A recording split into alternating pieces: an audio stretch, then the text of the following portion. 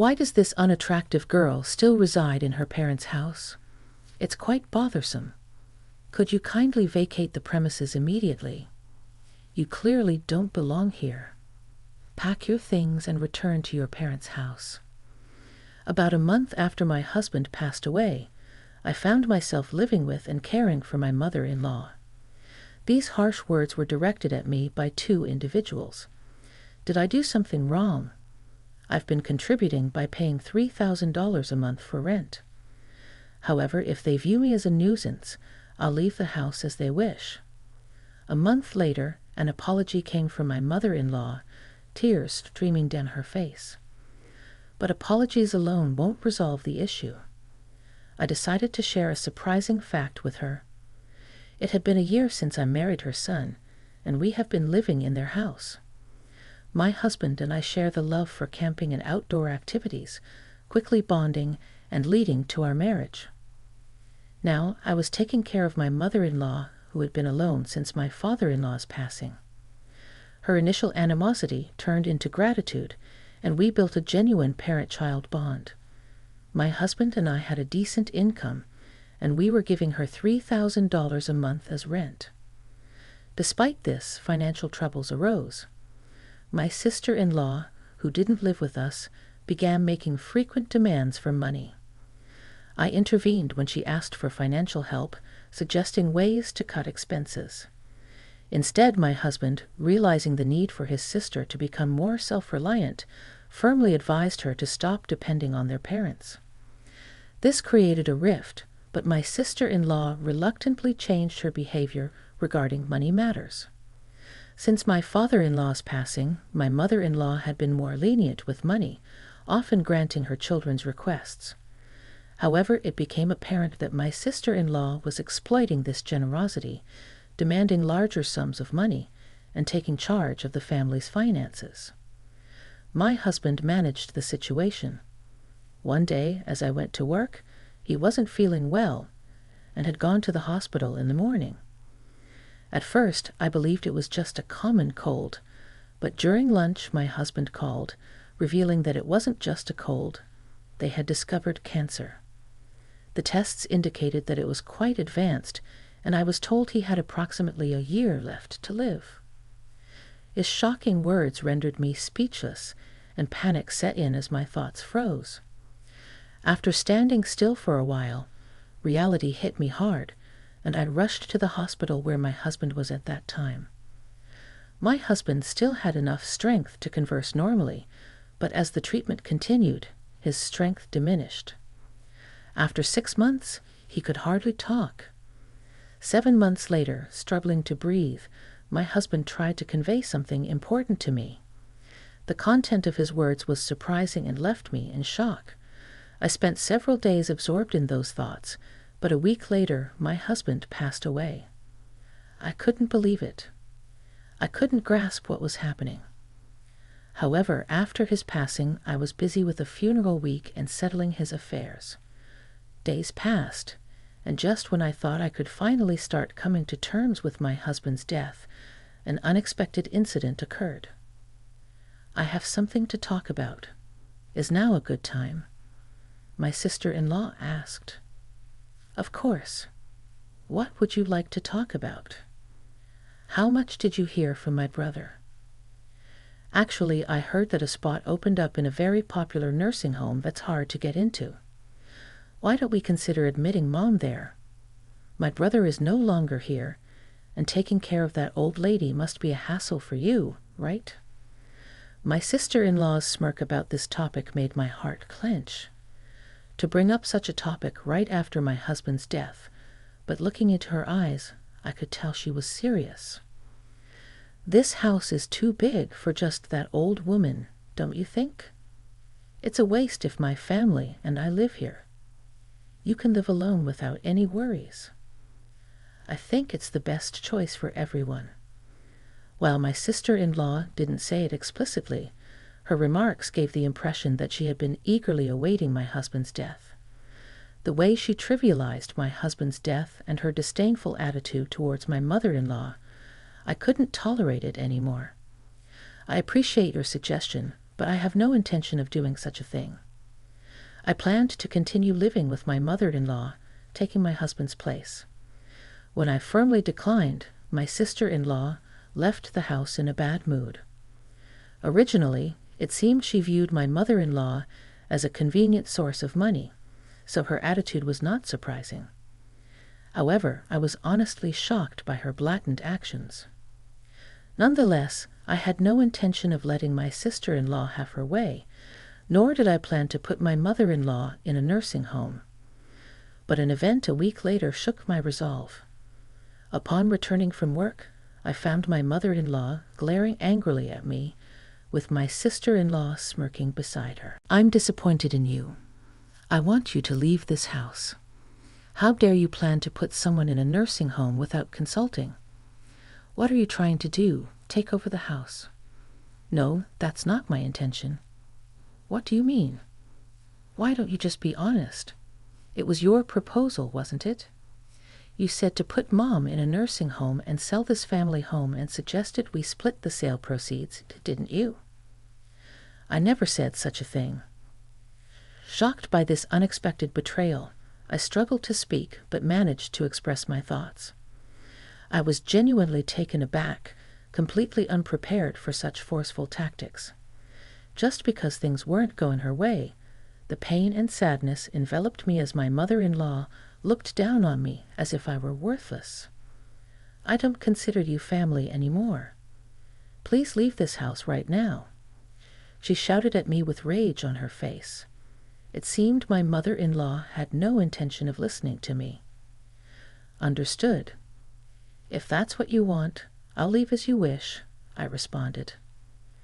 Perhaps my sister-in-law had influenced her, but this was a clear betrayal for me. As I had decided to continue caring for my mother-in-law in place of my husband, I quickly packed my things and decided to return to my parents' home. I needed to find a new place to live and had a lot to do, but being kicked out by my mother-in-law deeply hurt me, so I decided to rest at my parents' home for a while. About a month later, my sister-in-law accused me of withdrawing money from our parents' account without permission. "Is that you? You withdrew money from our parents' account without permission, didn't you? Why is there not a single dollar left in the account? Don't say such ridiculous things. Are you calling me a thief now? Pretending you don't know? If you keep doing this, I'll get the police involved. Come to our parents' house right now."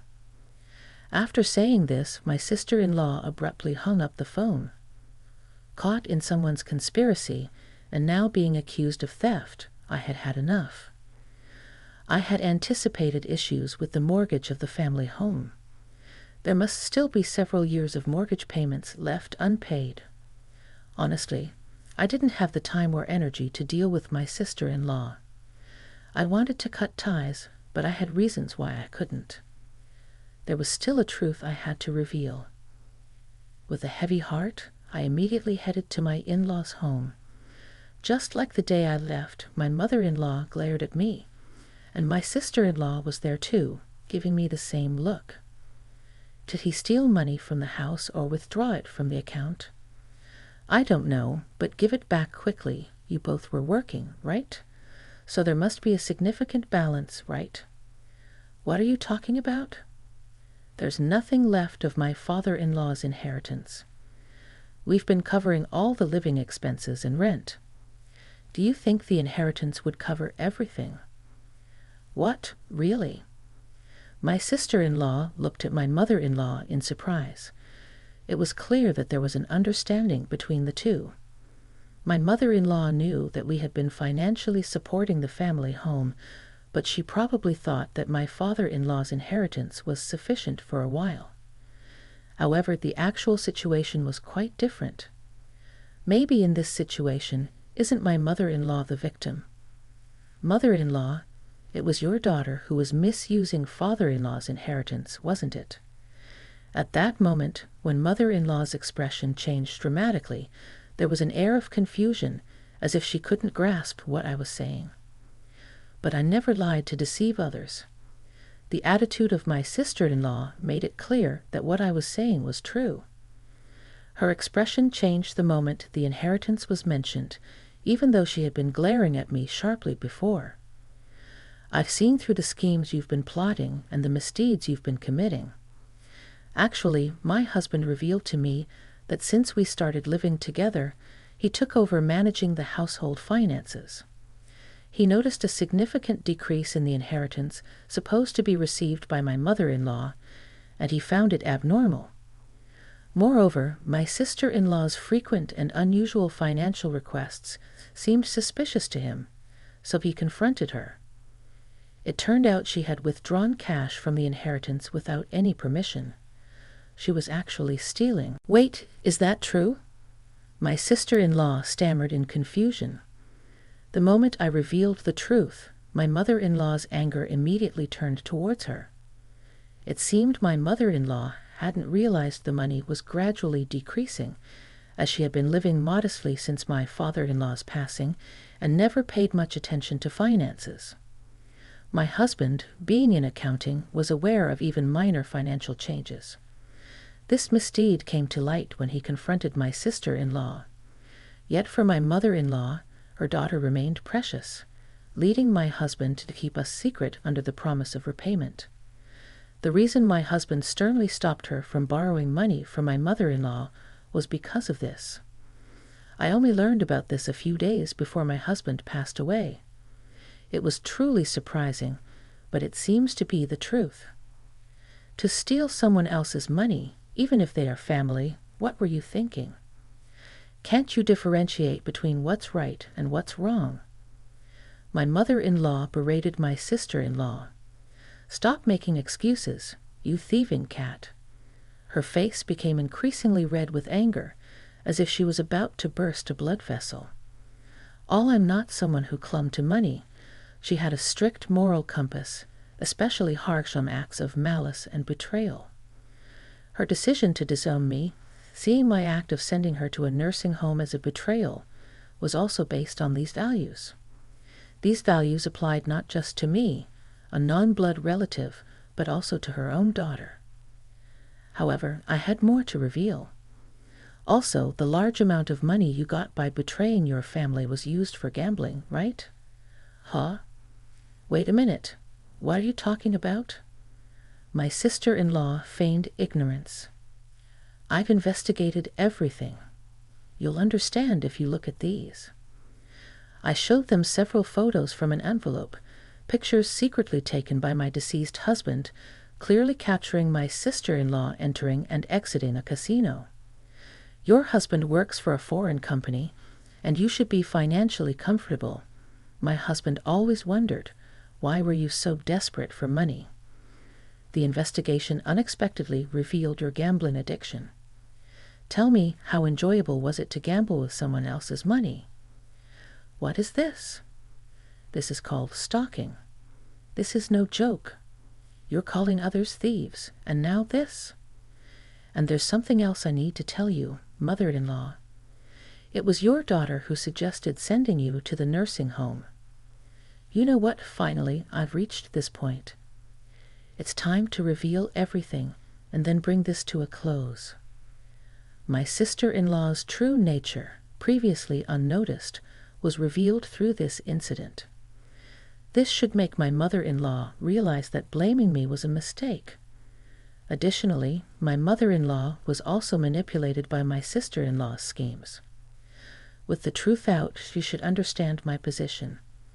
I'm not sure if this will be conclusive evidence, but I want you to see this, I said, presenting my mother-in-law with the text messages between me and my sister-in-law. The history showed my sister-in-law sending me numerous links and nursing home suggestions, serving as evidence of her scheming. Were you really planning to abandon your own mother? That's not it. It's all a misunderstanding. Please, just listen to my side of the story, my sister-in-law pleaded. It seems you plan to kick my mother-in-law out and live here with your family, right? This house isn't that old. It's still perfectly livable. Who was it that was thinking only of themselves, trying to take everything? Can you think about it calmly for a moment? As I spoke, my mother-in-law seemed to grasp the situation. She then looked at me sadly, as if she knew what she did was wrong, and turned her angry voice towards my sister-in-law. How selfish can you be to repay kindness with betrayal? After all this time thinking of you as family, how do you see me? Don't mock me. Wait, just listen. There's a huge reason for this. At that moment, a loud noise echoed from the hallway, and footsteps followed as my sister-in-law's husband entered the room. Sorry I'm late, caught in traffic. It's okay. Oh, mother-in-law, I hadn't told you yet, but I asked him to come. I left the house key open so he could enter any time. Surprised by the sudden appearance of my sister-in-law's husband, both were taken aback. I explained the situation, and they quickly understood this issue wasn't just between me and my mother-in-law. It also affected my sister-in-law's husband.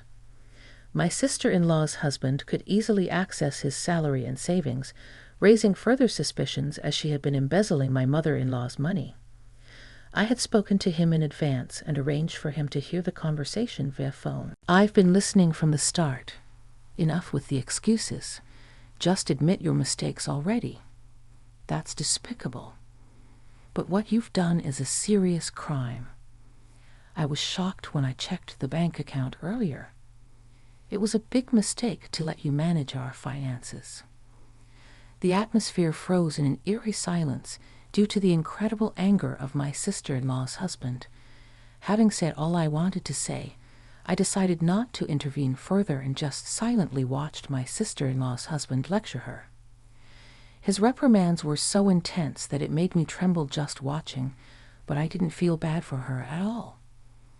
I only thought about ensuring she repays the money, and that she shouldn't assume this would be the end of it. The lecturing continued for a while, and eventually she knelt down to apologize to both me and my mother-in-law before leaving. According to my sister-in-law's husband, he had left the management of their household finances entirely to her, thinking they were saving and increasing their savings by cutting back on expenses. However, it turned out she was gambling away all the money saved. As her gambling intensified, she eventually incurred debts on her credit cards and began stealing money from my mother-in-law to pay it off. The total amount she owes from various sources is now more than what she has stolen from her husband and mother-in-law. Her husband, upon learning about this, decided to divorce her, but plans to make her work to repay the full amount for the money she stole and the child support she misused.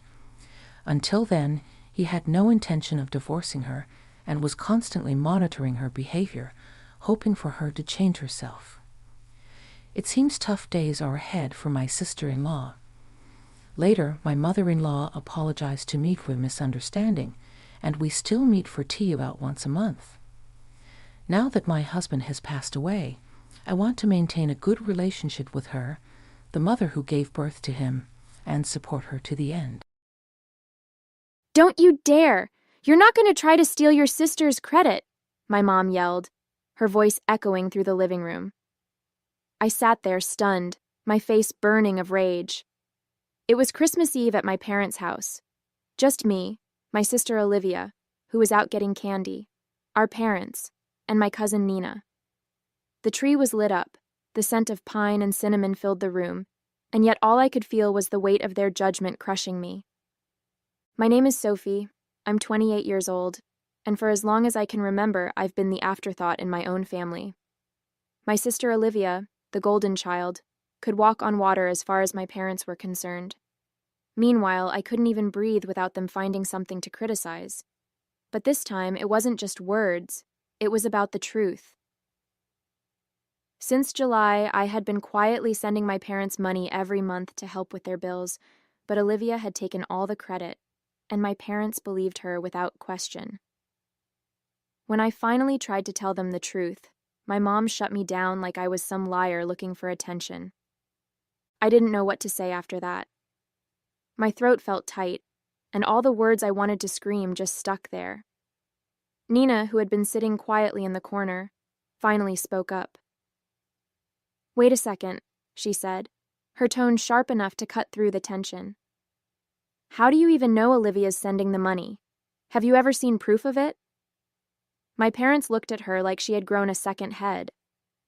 My dad waved his hand dismissively. Of course Olivia wouldn't lie about something like that.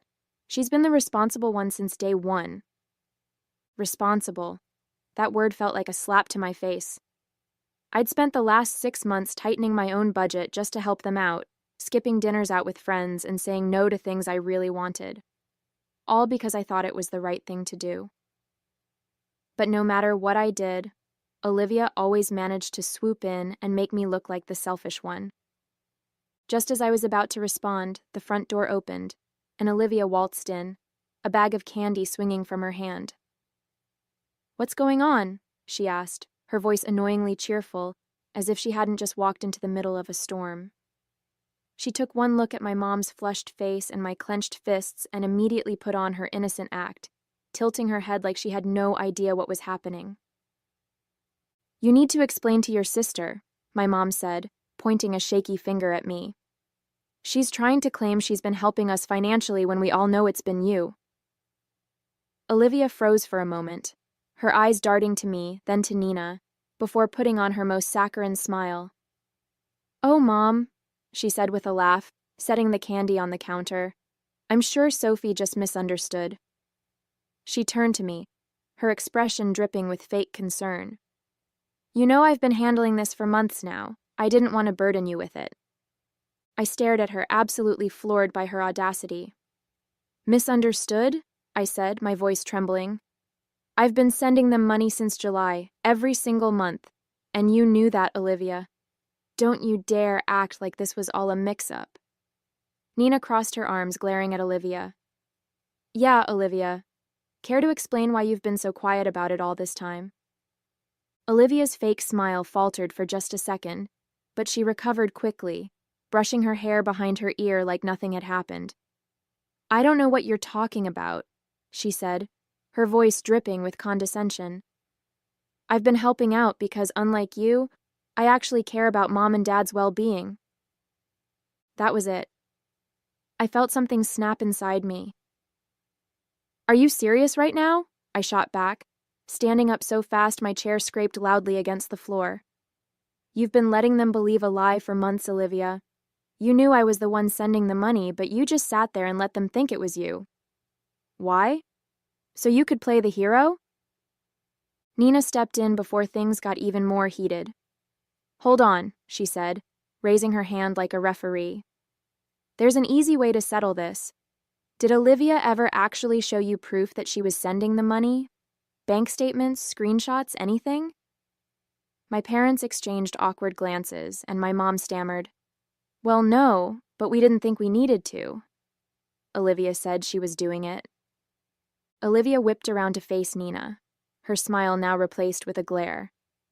"You're out of place here, Nina," she snapped, her voice sharp and defensive. "This is a family matter, and frankly, you don't know the first thing about what's been going on." Nina didn't back down. "Oh, I think I know enough," she shot back, her tone icy. "I've watched you bask in the praise for something you didn't even do, Olivia. You've been feeding them lies, and you know it." Olivia let out a sarcastic laugh, shaking her head. "You're unbelievable," she muttered, pulling out her phone. "Fine, if you want proof, here." She scrolled through her files, then held the screen up to my parents. "See? These are the receipts for the transfers I've been making, every month like clockwork." My mom's face softened as she glanced at the PDFs, but I knew better. I stepped closer, my heart pounding. "Let me see those," I said, snatching the phone from her hand before she could protest. The receipts looked convincing. Her name, the amounts, even the transaction IDs. But something about them felt off. I turned to Nina, who leaned over to look with me. "This is a lie!" I exploded, my voice shaking the walls. The room went dead silent, but I couldn't stop. "You faked these, Olivia. Don't act like you've been sending them money when you haven't sent a single dime." My chest heaved as I glared at her, daring her to deny it. I wasn't going to let her get away with this. Not this time. Nina, who had been so sharp just moments ago, suddenly stepped back, looking uncomfortable. I don't know. Maybe I went too far, she muttered, avoiding Olivia's glare. She wasn't going to take sides anymore, not with the tension this high. Olivia just smirked, holding her phone close to her chest like it was some kind of shield. Fine, I snapped, pulling out my own phone. You want proof? I'll show you my bank statements right now.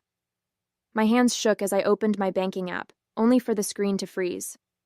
No, I muttered under my breath, tapping furiously. It wasn't working. I closed it, reopened it, and tried again. Nothing. Come on, I hissed, panic rising in my chest. It's not working. How convenient, Olivia said smugly, her arms crossed. The one time you need to prove something, your phone just doesn't work. Sounds legit, Sophie. Enough, my dad roared, standing up and towering over me. You've embarrassed yourself enough already. If you can't back up your story, you owe your sister an apology. Right now. His tone was cold, final. And if you don't, you can pack your things and leave. I'm not letting you ruin Christmas with your jealousy. I froze, feeling the weight of everyone's eyes on me. Apologize? For what? I spat, my voice cracking. For telling the truth? For being tired of living in her shadow? My dad just pointed to the door. You have 5 minutes to decide. I didn't wait. I grabbed my coat and walked out into the freezing night, slamming the door behind me. Tears blurred my vision as I made my way to my car. I had never felt so small, so lost. Christmas was supposed to be about family, but all I could feel was how little I belonged in mine. I drove aimlessly through the dark, my tears blurring the Christmas lights strung along the streets. My mind was racing, replaying the confrontation over and over. How could Olivia do this? How could my parents believe her without a second thought? I didn't even realize where I was going until I pulled into the parking lot of a 24-hour coffee shop. The bright lights inside felt oddly out of place against the stillness of the night. I grabbed my phone and slid into a booth, still trembling with anger and humiliation. My banking app stared back at me, useless. Every time I tried to log in, I got the same frustrating message. We're experiencing a major technical issue.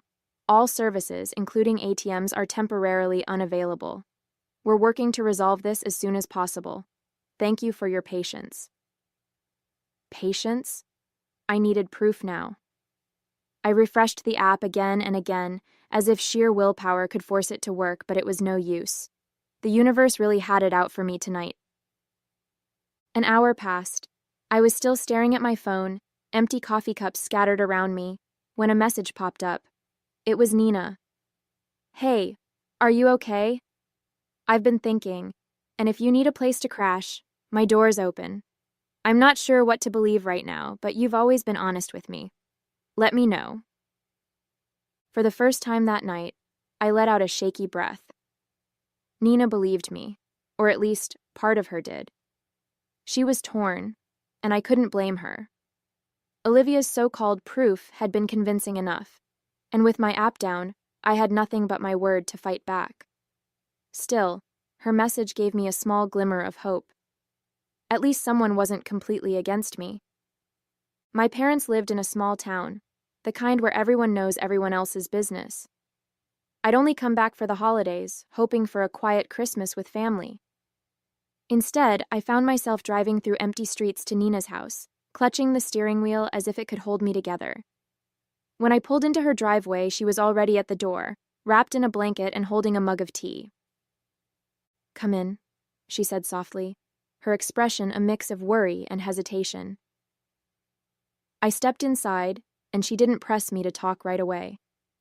She just handed me a mug and led me to the couch, where I finally let out the breath I'd been holding since I walked out of my parents' house. I'm not lying, Nina, I said after a few minutes of silence. My voice cracked, but I forced myself to keep going. I swear to you, I've been sending them money every month since July. Olivia knew, and she let them think it was her. Those receipts she showed? They're fake. I know they are. Nina nodded slowly, still unsure. I believe you, she said hesitantly, But you have to admit, it doesn't look great right now, especially with the app not working. It's like the perfect storm. I know, I whispered, my frustration boiling over. But tomorrow, if the bank system is back up, I'll show them the proof. I'm not stepping foot in that house for Christmas Day unless I can prove Olivia's been lying. Nina sat back, looking thoughtful. Everyone's going to be there tomorrow, she said quietly. Your parents, Olivia, the whole family. If you walk in with proof, there's no way she can weasel her way out of it. Exactly, I said firmly. I'm not going to let her keep making me the bad guy. Not anymore. Nina gave me a small, encouraging smile. Well, you can stay here as long as you need to. And tomorrow, let's hope the bank system is back up. The next morning, I woke up feeling a sliver of hope, thinking maybe, just maybe, the universe had decided to cut me some slack. But as I reached for my phone and opened the bank app, my stomach dropped. The same message stared back at me. We're still experiencing a major technical issue. Services remain unavailable. Thank you for your patience. I groaned, running a hand through my messy hair. Still down, I muttered, tossing the phone onto the bedside table. For a moment, I just sat there, staring at the ceiling, my mind racing for alternatives. How was I supposed to prove anything without access to my account? Nina knocked softly on the door before peeking in. Morning, she said, holding 2 mugs of coffee. Her face fell when she saw mine. Still no luck? I shook my head, taking the mug from her. Nothing. I don't know what to do, Nina. I can't just walk in there with my word against Olivia's. They'll never believe me. She sat down beside me, tucking her legs under her. There's got to be another way, she said, thinking out loud. Can you call your bank? Maybe they can verify the transfers over the phone? I considered it for a moment but knew it wouldn't work. Even if I called the bank, my parents weren't going to let me sit there on the phone in front of them. They'd just dismiss it as another excuse. Besides, it was Christmas Day and all the bank branches were closed. I tried calling their customer service line anyway, but all I got was an automated message. We are experiencing high call volumes due to a technical issue. Please try again later. I hung up, frustration boiling over. Everyone must have been calling for the same reason, and now I was completely stuck. I have to think of another way, I muttered, more to myself than to Nina. I can't just show up empty-handed. Sitting at Nina's kitchen table, staring blankly at my coffee cup, I felt completely stuck. Every option seemed like a dead end. There has to be a way, I mumbled, more to myself than to Nina, who was scrolling on her phone nearby. Something Olivia didn't think of when she faked those receipts. I picked up my phone for the 100th time, scrolling aimlessly through apps and emails, hoping for inspiration. That's when it hit me. The emails. Every time I made a transfer to my parents, I got an automatic confirmation email from the bank. Those wouldn't be tied to the app or the bank's current technical issues. I nearly dropped my phone as I scrambled to search my inbox. It didn't take long. There they were, clear as day. Monthly email confirmations from July through December, showing the exact amounts I'd transferred, and the same account numbers linked to my parents. Nina! I practically shouted, spinning my phone around for her to see. Look at this, the emails, they're all here. It's all the proof I need. Relief and determination flooded through me at the same time. Nina's eyes widened as she read over the emails, her face breaking into a smile. You've got her now, she said, her voice steady with confidence. There's no way Olivia can talk her way out of this. I nodded, my resolve firm. I'm going to that house, but only with this proof in hand. If she tries to deny it, I'll show them these emails right in front of everyone. For the first time in hours, I felt like I had control again. Olivia's lies were about to unravel, and this time, I wouldn't let her get away with it. As I stared at the confirmation emails, a wave of relief washed over me, but it was quickly followed by a twinge of embarrassment. How had I not thought of this earlier? It was so obvious. But then again, I hadn't been thinking clearly since last night. I'd been too overwhelmed by the fight, the accusations, and the sheer humiliation of being called a liar in front of everyone. My mind had been spinning in 100 directions, and honestly, I was just trying to hold it together. God, I muttered, shaking my head at myself. I feel so stupid for not checking my email sooner. It's been sitting there this whole time. Nina reached over and squeezed my arm. Don't beat yourself up, she said gently. You've been through a lot in the past 24 hours. It's no wonder you didn't think of it right away. The important thing is that you found it now. Her reassurance helped ease some of the shame, though I still felt a little silly. I took a deep breath, steeling myself for what was coming next. Okay, I said, sitting up straighter. I've got the proof. I'm going over there and I'm setting the record straight. If they still don't believe me after this, then that's on them. Nina nodded, her expression firm. I've got your back, Sophie. Let's go show them the truth. I pulled into my parents' driveway, gripping the steering wheel for a moment before stepping out. The sight of the house, decorated with twinkling lights and a cheerful wreath on the door, felt like a cruel joke. I wasn't here to celebrate.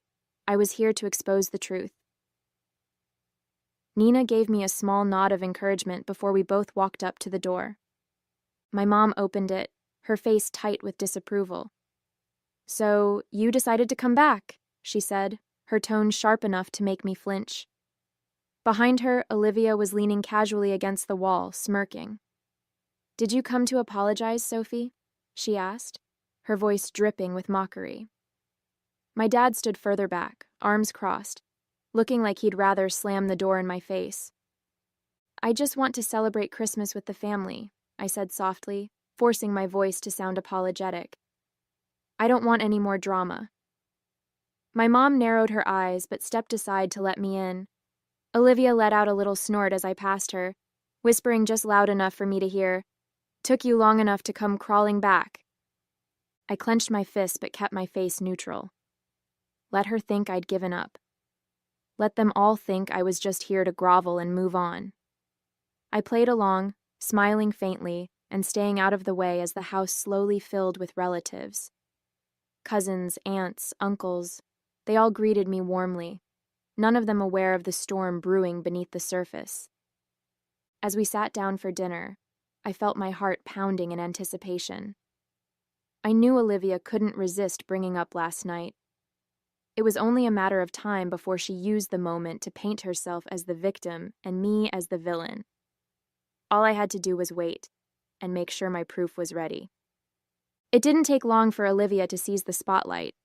As we all sat around the table, passing dishes and exchanging polite conversation, she cleared her throat dramatically. Well, she began, glancing at me with a smirk, I think we all need to address the elephant in the room. The table went silent, all eyes turning toward her. She leaned back in her chair, feigning a look of concern.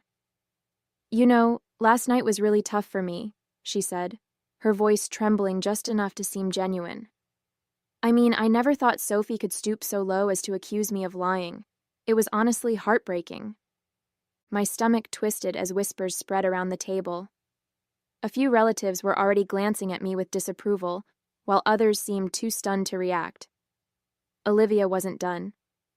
I've always tried to be there for this family, she continued, laying it on thick. Sending money every month to help Mom and Dad, never asking for recognition, and for her to turn around and call me a liar in front of everyone? It's beyond hurtful. Her performance was flawless, tears threatening to spill, voice shaking just enough to sound sincere. My parents nodded along, my mom looking particularly wounded. You didn't deserve that, Olivia, she said, her voice firm. We've always known you were the responsible one. The room filled with murmurs of agreement, and I felt the weight of their judgment pressing down on me. My cousins and aunts stared at me like I was the worst person in the world. I gripped my phone under the table, my pulse pounding in my ears. I had waited for this moment, but now that it was here, the pressure was suffocating. I took a deep breath, steadying my hands under the table as Olivia continued her act. When she finally paused, Dabbing at her dry eyes with a napkin, I seized the moment. "That's enough," I said, my voice calm but firm. Every head turned to me, some with surprise, others with outright disdain. I stood, gripping my phone tightly. "You've had your chance to talk, Olivia. Now it's my turn." She scoffed, rolling her eyes. "Oh, here we go again." I ignored her and addressed the table instead.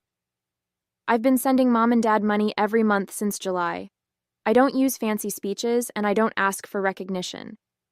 But when Olivia stood there last night, claiming she was the one doing it, I couldn't stay quiet, and now I can prove it." I held up my phone, showing the email confirmations I'd found. "These are my receipts. They come directly from my bank. They show every transfer I made to Mom and Dad's account, along with the exact dates and amounts." Olivia leaned back, smirking.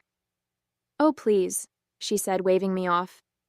"Anyone can fake an email these days. You really expect everyone to believe that? My receipts came straight from the app." "They're not fake," I shot back, my frustration boiling over. "And if you're so confident, let's check the dates.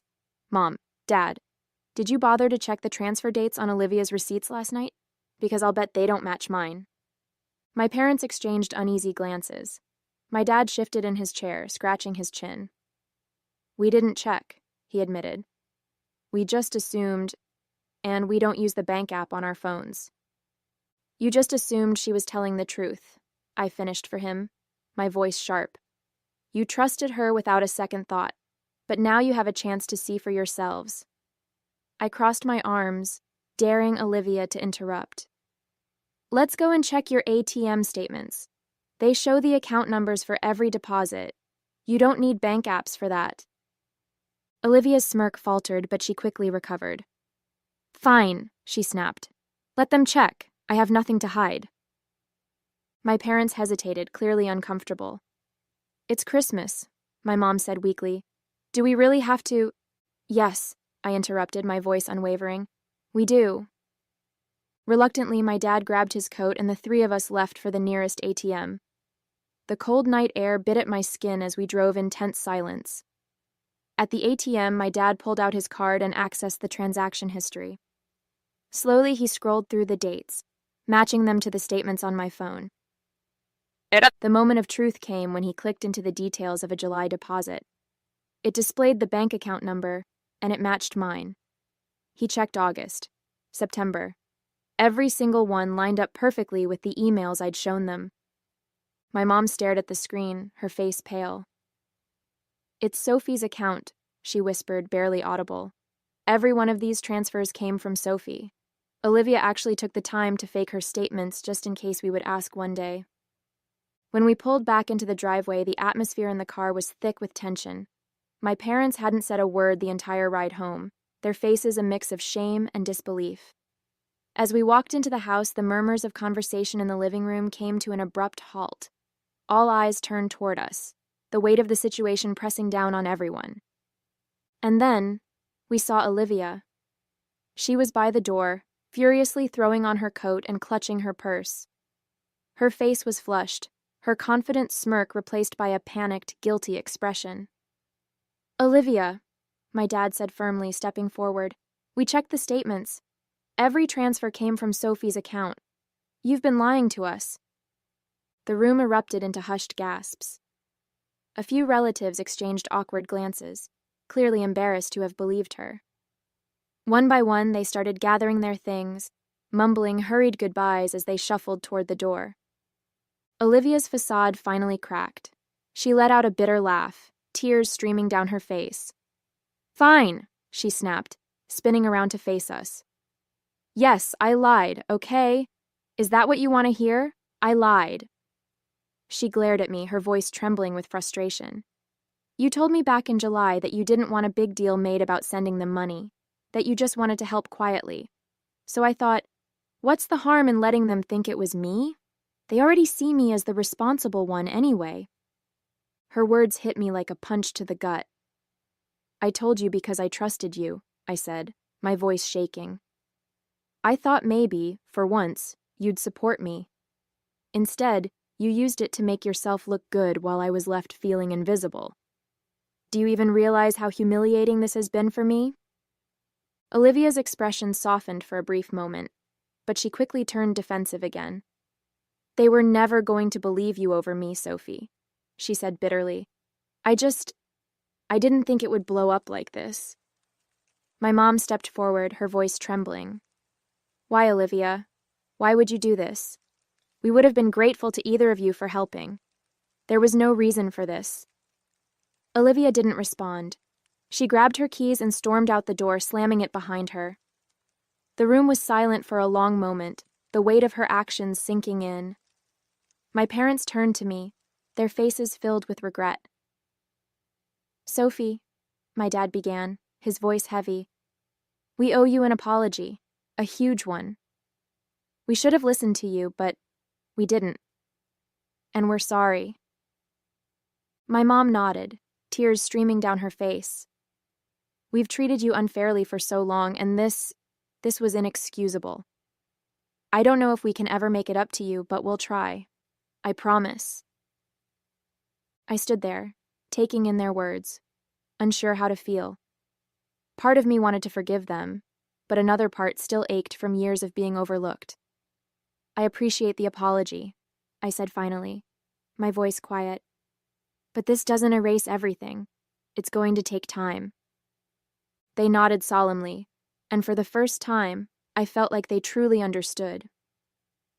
The night ended quietly after that, with the house emptied of guests and the three of us sitting in the lingering aftermath.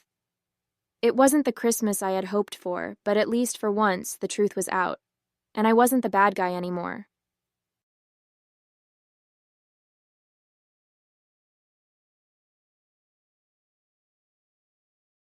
David is my name. I was once in charge of the Kin crime family, which is reputed to be the biggest organization in the Kanto area. However, that was only recently. Now that my son has taken over as chairman, I'm relaxing and considering taking advantage of some of the experiences I've never had before. Visiting this primitive hot spring is one among those activities. Since I was the leader of the party, I have tended to stay at upscale inns up until now. However, as I've become older, I've learned to value the simplicity and serenity of a rural inn as a way to relax and release pent-up tension. Such a location is ideal. A rock-enclosed outdoor bath overlooking nothing but mountains. There are hardly any other visitors in this quiet inn, and the hallway creaks with every step I take. There's a vintage ping-pong table and even a vintage jukebox. I grab a bottle of iced latte from an almost empty refrigerator after I've finished my bath in the hot spring. After muttering to myself, "Nothing beats this after a hot bath," I settle into a massage chair that activates when I insert a coin. I return to my room after taking pleasure in the bath. I stop by the gift shop on the way, but it doesn't have anything interesting to offer. Well, this is pretty amazing, I believe. I don't notice anything in this place. At that moment, I hear the innkeeper's voice. "Please, enough already, I beg you." "Miss Innkeeper, hurry up. You are still operating a business here even if you claim that. All we're doing is ensuring you can operate it securely. That agreement is advantageous to both parties, isn't it? But I really am unable to pay at this time. What are you saying? This is a pleasant spot for you. You have no excuse not to pay. However, very few visitors visit these days. Then do more advertising. Are you slacking off, or are you even advertising this place? I wish I could, but I don't have the funds to do that. Hey now, advertising doesn't cost money anymore.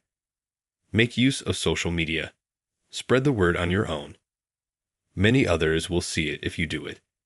No cash is needed. If you're not even making an effort, you can't complain about guests not turning up.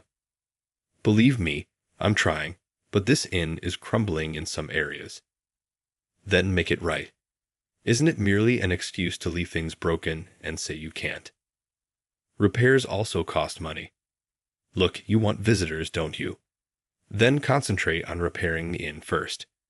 Why not advertise it as a quaint old establishment? Then, no one would mind the shabby appearance. it would be the reason they came here. Yeah, I guess, but it's not exactly making money now. Yes, I understand that. I truly am unable to make any further payments, as I have stated. Hey now, I don't want to hear that. There is nothing more to it than our kind request that you pay the protection charge. Therefore, why attempt to shut it down with a straightforward, I can't. But there isn't any money, I assure you, and it's simply not doable without guests, as I mentioned. Look, come on now. An elderly man is even looking through trinkets over there. I take it that he is a guest. Serving your current clientele is what you must do. Over time, that will attract more people. Is that old man here by himself, even if you say that? No, he isn't. What is the size of his group? It's a 3-person party. You see, don't you have 3 guests? That will cover the protection price for this month. Don't act as though there aren't any visitors when in fact there are. Yes, but there is hardly any profit even with 3 guests. The protection charge is just too much for me to handle on top of everything else. Possible to pay, regardless of what you claim. None of that matters to me, not the only one managing this inn. I'm responsible for paying the chef, the doorman, and the maids. Not possible to pay, regardless of what you claim. That matters to me. It is your problem, not ours, to solve. Enough already. Since the period of the previous owner, monthly payments have been required. However, it was the previous owner's agreement, not mine, and that was back when we had more visitors. I never consented to it. You think you don't have to follow the previous owner's agreements, even out here in the sticks. You've managed to stay in business because the Kingston crime family has been watching over you. We've been protecting this place all these years. Now you're just going to ignore that. Please, I'm begging you, just leave me be. It's hard enough to keep this inn running as it is. Listen here, keep this up, and you're going to regret it. You keep saying you can't pay. You can't pay. Maybe we should just smash up this place so you'll never be able to open again. What? We wouldn't mind. It's an old rundown inn anyway. We can destroy it any time. No, in that case, there wouldn't be any inns left, would there? So you wouldn't have to pay protection fees anymore, right? Yeah, that's true. If that happens, you wouldn't have to pay anymore. That might actually work out better for you, don't you think? You got it. We're serious here. I'll be back tomorrow, so have it ready by then. The men left the inn, but their words were clearly meant to intimidate. Once they were gone, the innkeeper sank to the ground, looking as if she might collapse at any moment. Ma'am, I spoke gently to the innkeeper, who seemed lost in despair. She looked at me with vacant eyes, but as soon as she realized I was a guest, she managed to smile. I'm so sorry you had to witness that. What's going on? Those men look like mob. Ah, yes. Actually, they are. I heard something about a protection fee. Yes, they're demanding a monthly protection fee. But as you can see, we barely have any guests. And with the protection fee to pay every month, it's impossible to make ends meet. Yet, they've come again this month. Sounds like they're really pushing you. Yes, which is why I'm planning to close the inn at the end of this month. Really? Is that so? Yes, you're our final guest. I thought we might close without anyone else visiting, but I'm grateful to have at least one guest for the inn's final days. I see. Yes, I've done everything I could, but it's reached its limit. The place is falling apart. I've polished every day, but there's only so much you can do without real repairs. Are you truly okay with closing the inn? Well, it's a little embarrassing to tell you, but my grandmother started this inn. She raised my mother alone with its income. My mother often said it was only because of this inn that she could raise me. Later, she married, but my father didn't like working, so they divorced.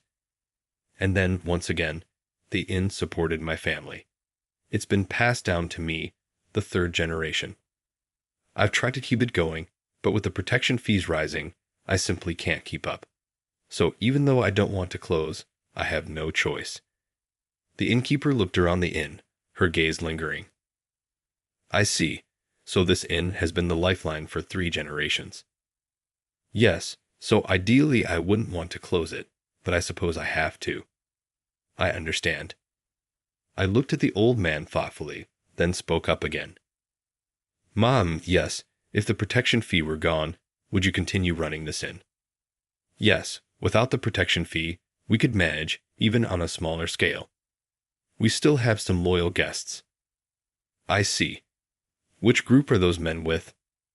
The Kingston crime family. Got it. I'll take care of this for you. What?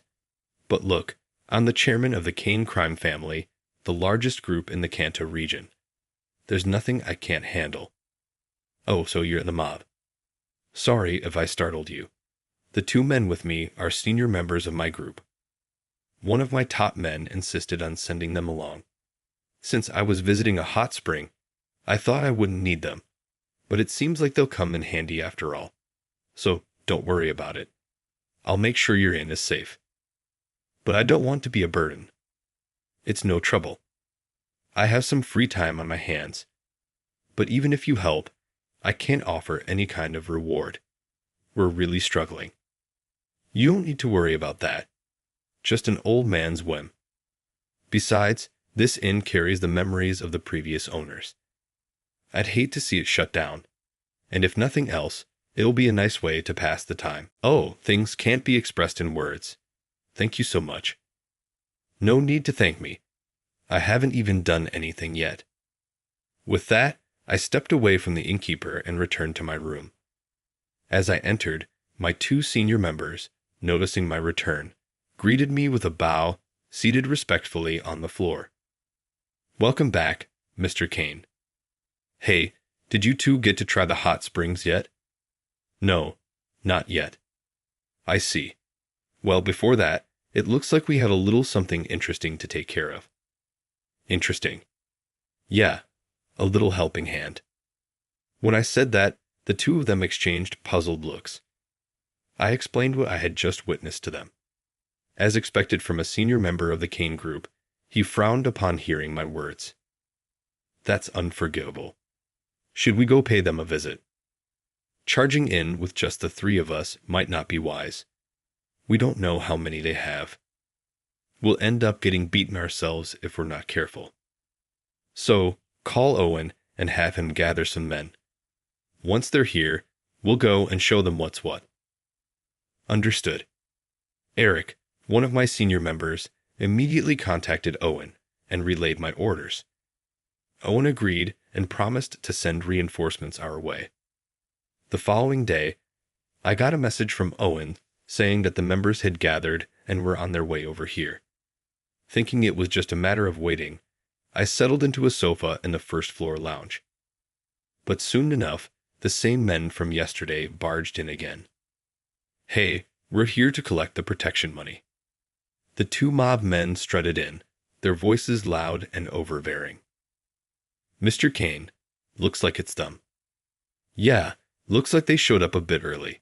What should we do? Want to take them down now. Let's try talking first. If we get rough here, the staff might be scared. Good point. As they were talking, the innkeeper came over from the back. She looked as if she was completely troubled. The other staff had paused their work, watching anxiously. Well, lady, got the money ready? I hope. Well, the thing is. What do you mean, the thing is? Don't tell me you can't pay. Yes, as things stand, there's just no way to come up with that amount. If you can't pay, then use that body of yours to earn the money. One night's work would cover it, wouldn't it? Stop making excuses. With that, he knocked over a vase on the front desk. The beautifully arranged flowers tumbled to the floor, and he crushed them under his foot. Hey, take it easy. There's no need for rough stuff. What was that, sir? Didn't you know? Collecting protection money is illegal these days, even in a quiet hot spring town like this. You can't escape the law. Who the hell are you? Some cop or something? Nah, I'm not with the police. Like the mob cares about the law. Are you stupid? These days, you'd better know the law if you want to avoid getting busted. Just because you're a mobster doesn't mean you're above justice. Shut up. Don't go acting all high and mighty with us. You're just some guest here to soak in the hot springs. If you don't want to get hurt, sit down and stay quiet. Can't do that. I made a promise to this innkeeper yesterday. I don't know what kind of promise you made, but you be wise to stay out of our business. Maybe it's you who should keep quiet and avoid any trouble. What was that, old man? Do you know who you're talking to? Doesn't matter who you are. Just a couple of low-level thugs, I guess. Who are you calling low-level thugs? We're members of the Kingston crime family. We've got a bit of a reputation around here. If you mock us, you'll regret it. Seems to me you'll be the ones regretting it. If you need funds for your group, try making an honest living somewhere else. What we do and where we do it is none of your business. Lady, if you're going to ask for help, maybe you should have chosen someone better than this old guy. Hate to disappoint, but while I may be old, I've got 2 young men here with me. Think you two can take them on? 2 on 2. We're not worried. You're truly a reckless bunch, Mr. Kane. Should we take care of these guys? I don't care who he is. If he thinks he can take us down, he's got another thing coming. We've never lost a fight. Well, I'd rather not cause any trouble inside the inn if I can avoid it. I glanced briefly at the innkeeper. Her face was pale. If we started a brawl here, something in this inn she cared about would probably get destroyed, and I didn't want to see her hurt by that. Take it outside. What's wrong with here? If we fight here, something in the inn will get broken. Don't you get that? Who cares if this rundown inn stuff gets smashed? It'll be shut down soon anyway. And why is that? That's up to the innkeeper, but if she can't pay the protection fee, this place is done for. I see. You people really are rotten to the core. But I have no intention of letting this inn close. Like I care. Eric, take these fools outside and deal with them. Understood. My senior members stepped forward, grabbed the 2 thugs by their arms, and hauled them out the door. Hey, what the hell are you doing? You just heard the chairman, didn't you? He told us to take you out. Prepare yourselves. You went and crossed Mr. Kane, chairman of the Kane crime family. You'll see what that means soon enough. The Kane crime family? That's right. That man over there is Mr. Kane himself. You're lucky he isn't taking you on himself. He might have ended your lives if he did, but since it's just us, we'll spare you that much. Don't give me that crap. I don't care if you're the Kane crime family. We're the Kingston crime family, and here on our turf, things run our way, no matter who you are. Save it. In a fight, there's no turf. You're just flies buzzing around. All right, enough talk. Take them down quickly. We don't want a scene scaring away any guests. Yes, Mr. Kane. All right then. Nothing personal. With that, my senior members charged at the 2 men. The thugs tried to run, startled by the speed of their attack, but there was no escape as they seized the men. Fists flew, landing squarely on their faces. The men were pinned to the ground before they had a chance to fight back, taking a final blow. Idiots thinking they could stand up to us with that kind of strength.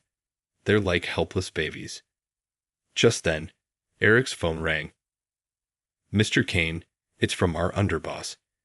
He says the reinforcements have arrived and are waiting outside the Kingston crime family office. Good. They got here faster than I expected. All right, take these 2 along as a little gift for the Kingston crime family. Yes, sir. Ma'am, do you have anything we can use to tie these guys up? They might start thrashing around otherwise. Oh yes, I'll get something right away. The innkeeper rushed inside and returned with some rope. This is all I could find. That'll do just fine. It's just trash we're tying up after all. I handed the rope to my senior members, who bound the men and tossed them into the inn's van. Don't worry, I'll settle things. Just wait for the good news. Thank you so much. With that, we started the van and headed for the Kingston crime family headquarters. Their office wasn't anything impressive, just a rundown building. From the steady traffic of men going in and out, it looked like they had a decent number of members. Hey, how many members does the Kingston crime family have? We're a big group around here. They've got less than 50. Is that so? Less than 50, and that's a big group. Don't make me laugh. Hey, don't mock us. 50 is plenty. The Kane crime family has 500. 50 doesn't even begin to compare. Shit. Look at all these cars parked around here. What's going on? Indeed, several cars and vans surrounded the building. Well, this should be enough, I said, stepping out of the car. The moment I appeared, my men spilled out from their cars, lining up in formation. Every one of them stood at attention, bowing their heads toward me. Good work, everyone. What is this? These are my men. Not even all of them, but I'm no fool. I didn't plan on taking on the Kingston crime family with just 3 guys. With this many of you, with a force like this, even if they have 50 members, the Kingston crime family should be manageable. All right, let's go pay Kingston's boss a visit. Leading the way, I headed to the 3rd floor office of the Kingston crime family. Behind me were 2 of their men, 2 senior members, and our senior member who had just arrived with his crew. We were more than prepared if things got ugly. I rang the doorbell, waiting for someone inside to open it. Soon, a junior member opened the door. I strode in without removing my shoes, stopping in the center of the room before tossing the 2 tied-up thugs onto the floor. What is this? A little gift. A gift? Who the hell are you? I'm David, chairman of the Kane crime family. Chairman of the Kane crime family? Why is the head of the Kane crime family? Mr. Kingston, the boss himself, couldn't hide his surprise at the sudden appearance of the Kane group. But we're Kane, the largest group in the region. Perhaps realizing it would be dangerous not to handle things calmly, he asked me to take a seat on the sofa. But around us, Kingston's men were tense, ready to pounce at any moment. I don't mind sitting, but could you calm down your soldiers? It's hard to have a civil conversation with this kind of atmosphere. Yes, of course. Hey, you lot, sit down. And you, bring some tea for the chairman. Upon hearing his words, the members, still exuding a tense and intimidating atmosphere, reluctantly took their seats.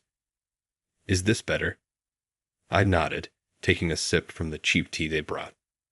So, can you tell me what's going on here?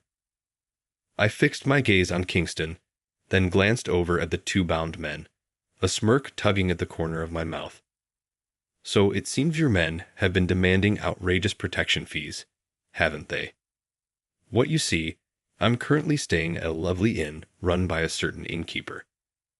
I stepped down, his head of my group, and decided to take it easy in the hot springs. It's a good inn, you know? Ever been there? No, not really. I don't usually visit local hot springs. Yeah, it's like that when places are close by, isn't it? But you should give it a try sometime. It's quite comfortable. Maybe. Yeah, but of course, if you go, you'd better make sure you don't look like a mob. Yes, naturally. It seems you understand, don't you? How much trouble it causes when mobs show up at a regular person's business, you know. Yes, of course. If they know we're mob, customers stay away. Exactly. So if that's the case, why are your men going in and out of that inn looking like thugs? Oh. Well, is it because you're in the middle of making money? Yeah. Oh, I see. But you know, these days, demanding protection fees isn't exactly legal. That's true. Right? You know what I mean. Then if the police catch wind of this, they'll start cracking down, and your men will end up in jail. So why are these guys demanding such ridiculous fees and resorting to threats on top of that? Well, we're having financial troubles ourselves. In that case, you should find other ways to raise money. You don't have to go hounding a struggling inn for cash. But protection fees have been a tradition for ages. Tradition? Do you think that poor inn, on the brink of closing down, can survive with fees like that? In the old days, men believed in keeping the weak alive, but not thriving. But you're out here squeezing the life out of them, and your men's methods are downright abusive. Even if you say that, Mr. Kane, sure, your group is big, but I'd appreciate it if you stayed out of our business. Oh, is that so? We're not under your organization, nor are we allied. This is our way of doing things. I'd rather you didn't interfere. So, what you're saying is that I'll have to make you understand by force. What you're telling me is you won't understand unless I convince you. Is that it? No, look, I didn't come here to start a fight. I came here to talk. If you keep doing things like this, there won't be any honest folks left to run these inns. Even in a hot springs area, if no one's willing to operate an inn, you won't be getting anything out of it either, will you? Well, that's true. True. Then it'd be better to resolve this peacefully, wouldn't it? I understand your point, but those protection fees are an essential part of our group's income. I can't just give that up. You're really making this difficult. I've said I don't want to fight, but you're not making it easy to avoid. Look, every place has its own way of doing things, just like you have your own way over there. No sooner had he said that than Kingston stood up, looking ready to charge at me. At that moment, the other members also began throwing punches all at once. But just then, the two tied-up men on the floor struggled to warn him. No, boss. There are tons of the Kane crime family men outside.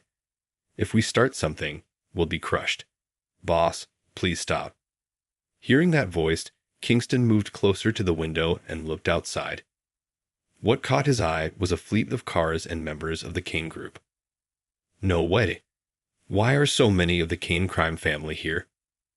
Don't underestimate the Kane crime family. With a single word from me, I can gather this many men. Everyone stop. Stop right now if you don't want this group to be destroyed. Stand down. Kingston's men froze, lowering their fists at his command. I don't think we really need a group like yours. It might be better to just wipe it out.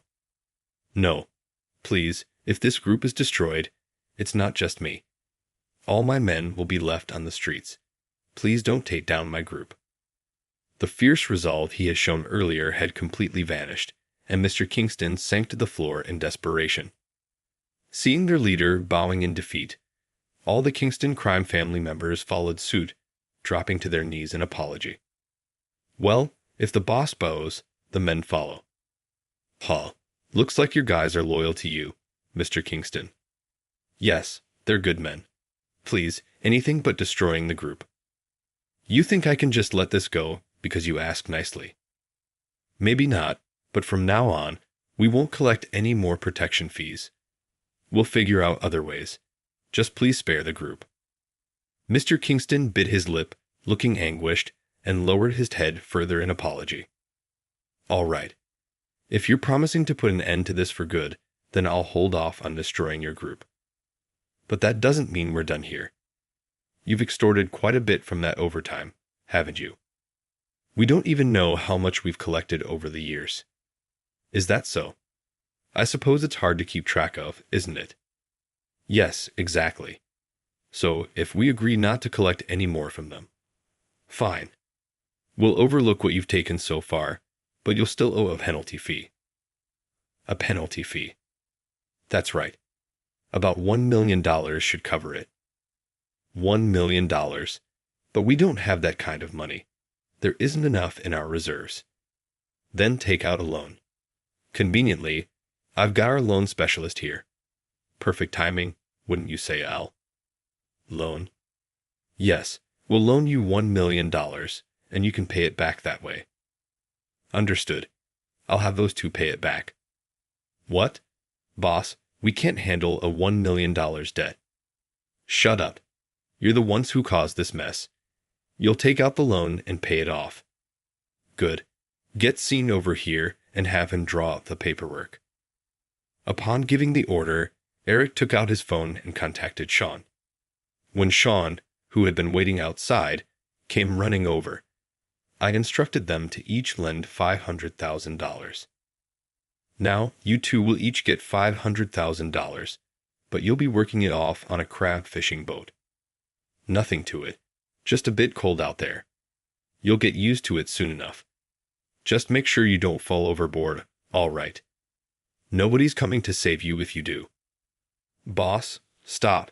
Stop crying. This is for the sake of the group, so go out there and work hard.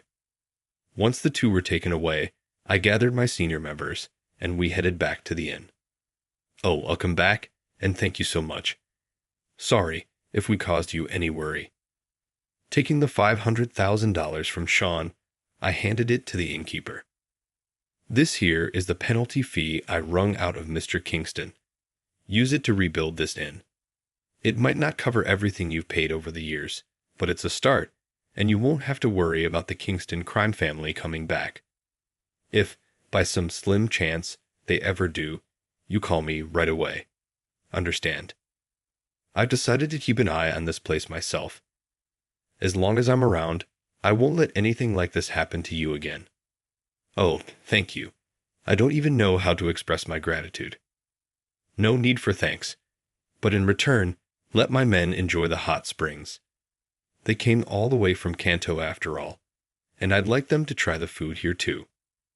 But so many of them. Don't worry. I'll cover all the costs. Don't go giving us discounts either.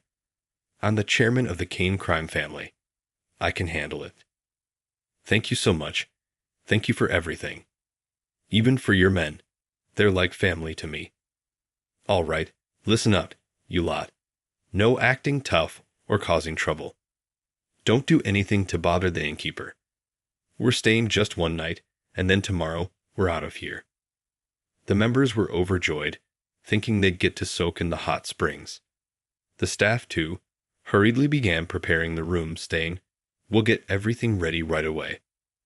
A couple of months later, I received an invitation from the inn. It was from the newly renovated establishment, with a note from the innkeeper filled with words of gratitude. My mom used to tell me stories about my grandpa when I was a child, about how he began with nothing and created a business that might have provided for us forever. However, we never saw any of it. It wasn't until I was older and could comprehend the chaos around his will that I truly understood why. My mom once stated, "Eliza, your grandpa was a tough nut on a cold night." We were drinking mugs of lukewarm tea while seated at our tiny kitchen table. The landlord took a while to fix the heater once it broke again. He simply thought that money should be earned rather than given. Then why did he interrupt us? He expected you to handle his finances, didn't he? I asked, attempting to avoid seeming resentful. With a sigh, Mom traced the steam rising from her cup with her eyes.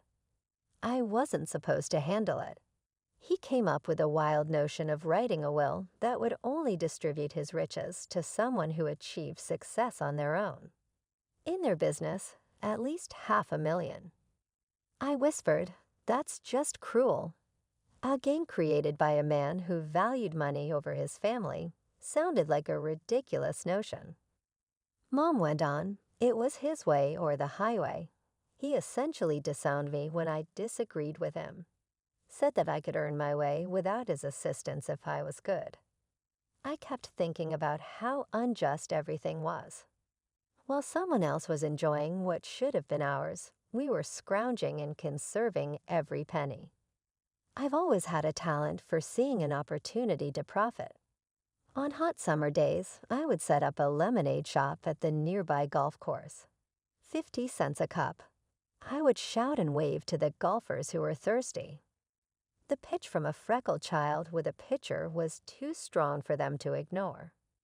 "You sure know how to hustle, kiddo," said Hank, an elderly golfer, laughing as he gave me my change. "Keep that up, and you'll be a tycoon one day." I smiled and put the money in my pocket.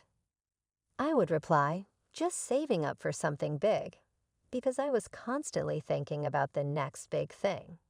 It wasn't just lemonade either. Using beads I found at the dollar shop, I strung together handmade bracelets and baubles. Everywhere I could, including at school functions, neighborhood block parties, and even in the front yard during garage sales, I sold them. Trading seemed natural, like if I was destined to do it, and it was more than simply enjoyable. My mom used to joke to her friends, "Elisa's got her own little business empire going," but there was a tinge of pride in her voice that gave me a slight boost in confidence. However, what truly stood out was the stitching. It felt like all of my Christmases had arrived at once when I was able to purchase that vintage sewing machine at a yard sale. It was difficult for me to learn how to sew. The online instructions weren't always clear, and the machine was erratic, particularly when the internet connection was intermittent. However, I persisted. Before long, I was transforming plain clothes from the thrift shop into stylish ensembles. "Elisa, is that the same shirt you wore last week?" One day, Sarah spotted me at my locker and scoffed. "Looks different." "Yes, gave it a little makeover," I remarked nonchalantly as I closed my locker. "You need to give it a go sometime. It might help you feel better." A few other females stayed behind, but she sneered and marched off. "What you did with your shirt was absolutely awesome." With a bashful grin on her lips, one of them said, "Could you do mine?" "Of course." With pride in my heart, I said, "Bring it tomorrow." After word spread, I started accepting bespoke orders. It was no longer simply pocket money. It was serious business. People were willing to pay a high price for originality, which I was all too glad to supply. I carried my most recent masterpieces to the neighborhood street festival one lovely day. My pulse racing with the excitement of it all, I put out my clothes, set up a rickety table, and waited. "You think people will buy these?" My friend Mike looked at the onlookers doubtfully and questioned. "They'd be crazy not to," I said with a growing sense of certainty. And they did. They crowded my table.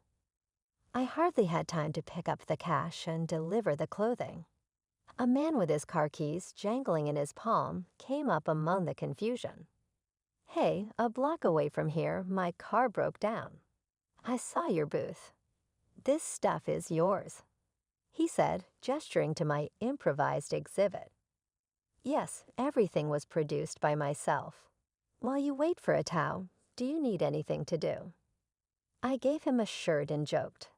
He chuckled, a real laugh that made his head pop back. "Actually, I was wondering if you'd do men's stuff too," he said.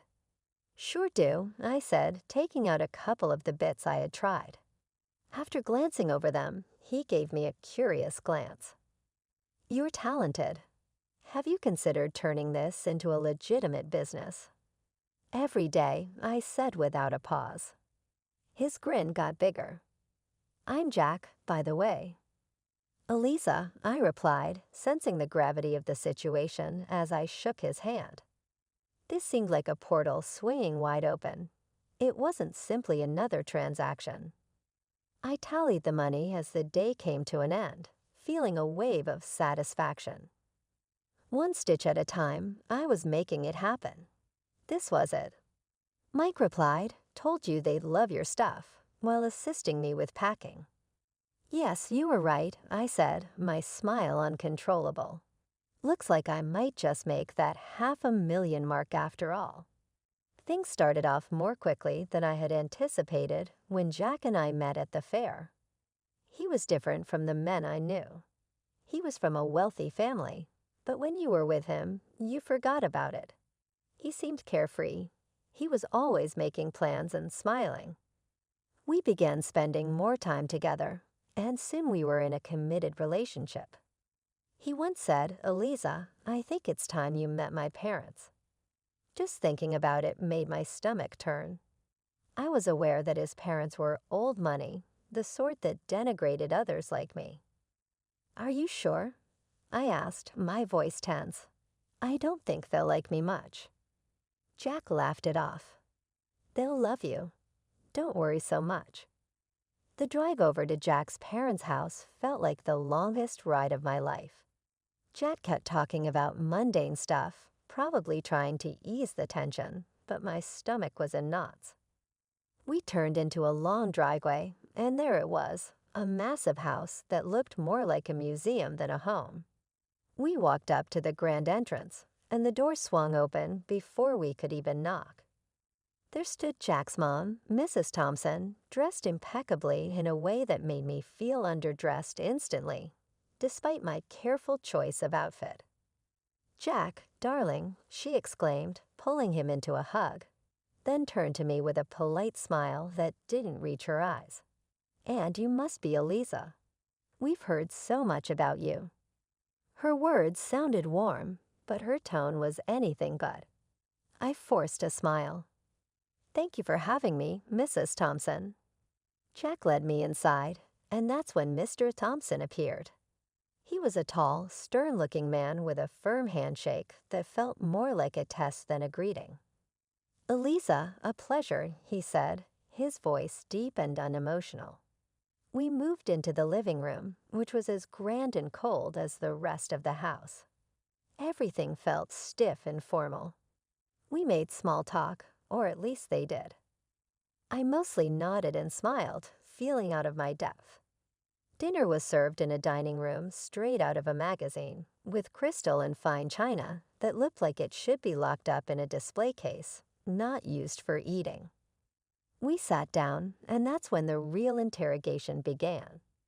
"So, Eliza, Jack tells us you're into fashion design." Mr. Thompson began, eyeing me like I was a problem he needed to figure out. "Yes, I run a small business."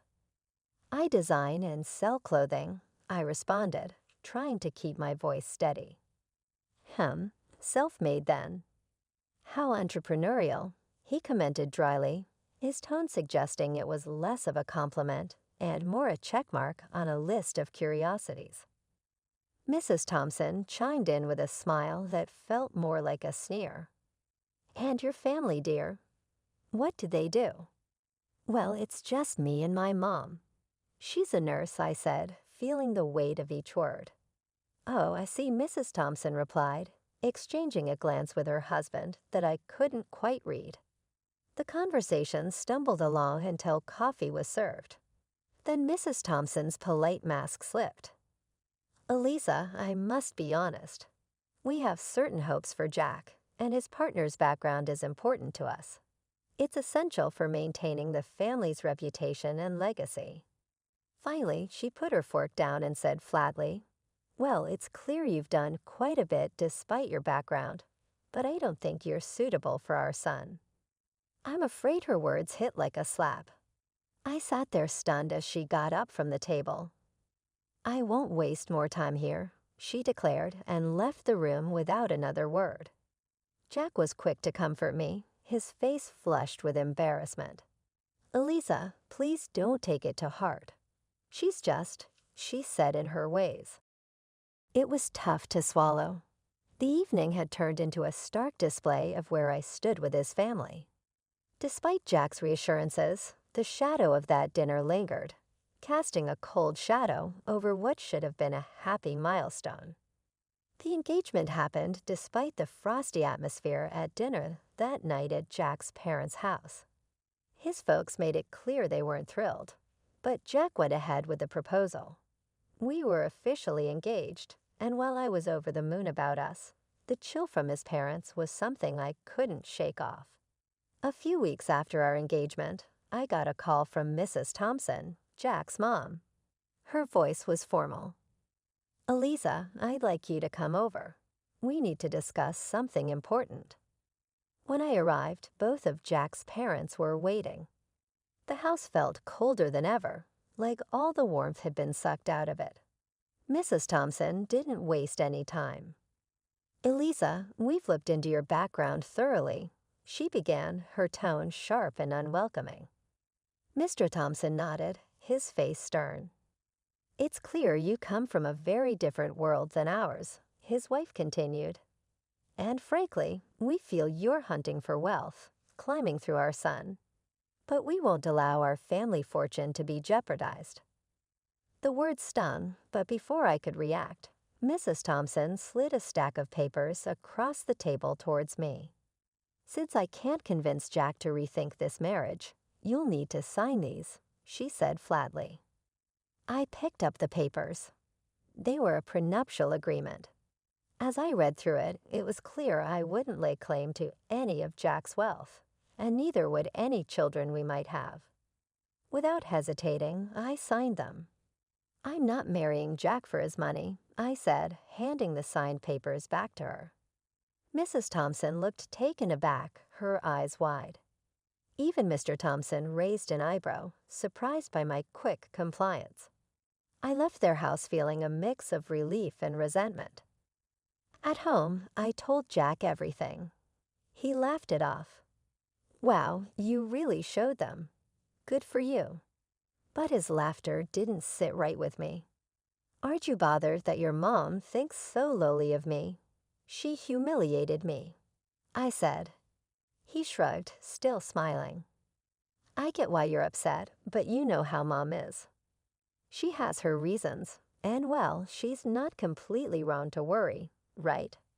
His words felt like a slap. Not only had his mother insulted me, but now Jack was subtly defending her. It hurt realizing that maybe he wasn't entirely in my corner. A year after our engagement, as the wedding drew closer, my life was a whirlwind of excitement and stress. My business, a sportswear brand I had started from scratch, was finally taking off. It was thrilling to see my designs being worn and loved. I had built a small capital, enough to expand and take on bigger challenges. As for the wedding, I wanted something simple and intimate, but Jack had other ideas. He dreamed of a lavish celebration. "Elisa, we're only doing this once. Let's make it big," he'd say with that grin that made it hard to argue. So I agreed, and we planned a grand event. I found myself splitting the bill for a grand venue, exquisite catering, and a band that could keep our guests dancing all night. I managed to snag some deals, haggling discounts wherever I could. Old habits die hard. The wedding day was perfect, at least on the surface. Our guests seemed to have the time of their lives, and Jack, and I couldn't stop smiling. We were floating, caught up in a bubble of joy. But not everyone was caught up in the festivity. Throughout the evening, I caught Jack's parents whispering, their faces pinched with disapproval. His mother, ever the social butterfly, floated around the room, dropping hints about her worries that I was after their family wealth. I overheard her telling a group of relatives, "It's all very extravagant, isn't it?" I just hope she understands the value of money, not just spending it. Her voice was loud enough to carry, and her words stung more than I expected. After the wedding, things didn't settle down. Jack's mom posted on social media, lamenting that Jack had married someone like me. She wrote about her fear of losing her son to a woman who, in her eyes, wasn't worthy. Reading those words hurt. I felt my throat tighten and my eyes burn, not just with sadness, but with frustration. I tried to talk to Jack about it. "Your mom's posts, they're really harsh. Can you talk to them? They don't even know about the business, how well it's doing." Jack sighed, his face troubled. "Elisa, I know it's tough, but let's not rock the boat, okay? My parents, it's just how they are. But they think I'm some gold digger, Jack. They don't see that I don't need their money." He pulled me close, his voice soothing. I know, but let's just ignore it for now. They'll come around. They just need time to see what I see." I nodded, not convinced but exhausted from the argument. I agreed to let it go, not because I thought he was right, but because I was too tired to fight. It was easier to focus on my business, pouring my energy into something positive, something that was mine. Despite the personal turmoil, my business kept growing. Orders poured in, and my brand gained a following. I was doing interviews, photo shoots, and even talking about partnerships. My days were packed, and I thrived on the hustle. The evening of the charity dinner arrived, and it was held at a swanky hotel downtown. The event was all about supporting sports programs for kids and teenagers. As the main costume designer, I had decided on a blue and white theme that matched not just the decor, but some of the latest pieces from my sportswear line. Jack and I walked into the grand hall, a room buzzing with well-dressed guests and shimmering lights. I was nervous but excited to see my design showcased in such a grand setting. That excitement quickly soured when we spotted his parents across the room. Their cold stares cut right through the warmth of the bustling crowd. Jack noticed but said nothing, and their blatant disregard stung me deeply. But I bit my lip and kept walking. As guests began to arrive, I circulated the room, chatting and networking. Jack was by my side, his usual charming self, but I could tell he was a bit overwhelmed by the scale of the event. "You're really pulling out all the stops, huh?" Jack commented as we watched the crowd from a distance. "Go big or go home," I replied with a wink. "Elisa, you've outdone yourself," a familiar voice said from behind me. Turning around, I saw a local sports celebrity who'd worn my designs before. "These uniforms are fantastic." "Thanks so much." "Enjoy the evening," I smiled, handing them a business card. "Let's catch up soon." The event was buzzing, the atmosphere electric with enthusiasm and goodwill. Then the moment of truth arrived. The host took to the stage to thank the sponsors, and my heart raced as he started to speak. We hadn't been seated long when the evening's presenter took the stage to kick off the event. The atmosphere was lively, filled with applause and cheer, until it came time to thank the sponsors. My heart raced with pride and anxiety as my name was announced as one of the main contributors. I'd like to extend a special thank you to Elisa, whose generous donation of over $300,000 made tonight possible. The presenter boomed through the microphone. The room erupted in applause, but it was abruptly pierced by a shriek from Mrs. Thompson, Jack's mother. "Absolutely not," she screamed, drawing the room into a shocked silence. She demanded a microphone, and once it was handed to her, she didn't hesitate. "This is preposterous. Elisa couldn't possibly afford this. She's nothing but a poor beggar using my son's money. She's a cunning predator sneaking into our family to bankrupt us." Her words echoed through the hall, venomous and loud. The presenter, taken aback, composed himself quickly, but the damage was done. "Mrs. Thompson, I assure you, you are mistaken. Elisa's company is extremely successful and fully capable of such generosity. I know this firsthand." The crowd murmured, the tension palpable. Then, in an unexpected move, the presenter passed the microphone to Jack, hoping for him to clear the air. Jack's face was a mix of embarrassment and conflict. He glanced at his parents, then at me. His voice was barely a whisper as he spoke into the mic. "I have nothing to say," he muttered, and with that, he walked over to his parents, leaving me standing alone amidst a sea of whispers. The weight of the moment settled heavy on my shoulders. I felt exposed and humiliated, not just by the accusations, but by Jack's refusal to defend me, to affirm the truth about my success. The pride I had felt in my contribution was tarnished, overshadowed by the drama unfolding around me. Stepping into the spotlight, I approached the microphone, my heart pounding, but my resolve clear. "Good evening, everyone. Thank you for being here tonight." I started, my voice steady despite the tumble of emotions. "Tonight, I'd like to share something very personal about my journey." The room fell silent, all attention on me. I started as a street entrepreneur, not just to make ends meet, but driven by a dream. That dream led to the creation of a sportswear brand that many of you know now. Pausing, I looked around, meeting the eyes of young athletes and seasoned businessmen alike. When my company's profits hit $500,000, I fulfilled a promise to a very special person, my grandfather. I continued, my voice growing stronger. He left a will stating that his inheritance would go to a relative who made their own success, reaching that exact figure in their business. Whispers filled the hall, and I took a moment to let that sink in. That inheritance has been used to fuel not just my personal growth, but to give back through charity, much like tonight's event. The crowd was listening, some nodding as I unfolded more of my story.